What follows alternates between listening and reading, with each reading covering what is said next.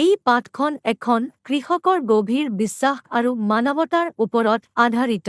Lens নামৰ এজন কৃষকে নিজৰ খেতিৰ মাটি আৰু ফচলৰ ওপৰত সম্পূৰ্ণ ভৰসা ৰাখে।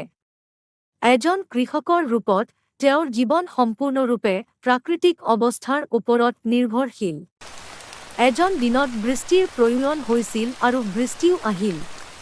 কিন্তু অলপ সময়ৰ পাছতে সেই বৃষ্টিয়ে বৰষুণ হৈ পৰি সকলো ফচল ধ্বংস কৰি পেলালে। লেন্সই এই বিপদৰ সময়ত ঈশ্বৰৰ ওপৰত অগাধ বিশ্বাস ৰাখি ঈশ্বৰলৈ এখন চিঠি লিখে আৰু পেচু অনুৰোধ কৰে যাতে তেওঁ পুনৰ খেতি আৰম্ভ কৰিব পাৰে।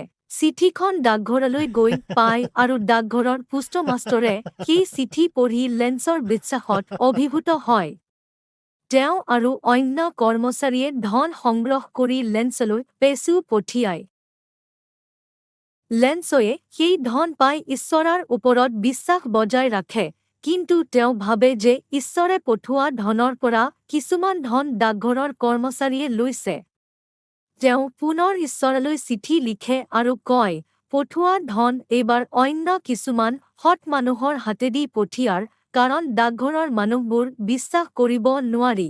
লেন্সৰ কাহিনী আমাৰ মনত এটা গভীৰ প্ৰশ্ন তোলে, বিশ্বাসে কি সকলোৰে ওপৰত? তেওঁ ঈশ্বৰৰ ওপৰত অগাধ বিশ্বাস ৰাখিলে, কিন্তু যিসকলে সহায় কৰিলে তেওঁলোকে সন্দেহৰ লক্ষ্য হ'ল।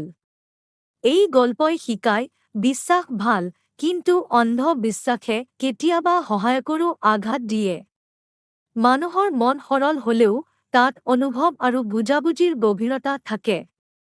আহোন আমি বিশ্বাস ৰাখোঁ, কিন্তু হৃদয় খুলি, বুজি আৰু অনুভৱ কৰি।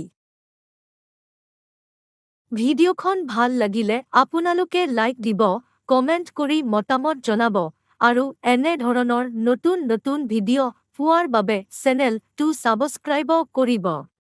আপোনালোকৰ সহায় আৰু উৎসাহেই আমাৰ আগবাঢ়ি যাবলৈ শক্তি। ধন্যবাদ।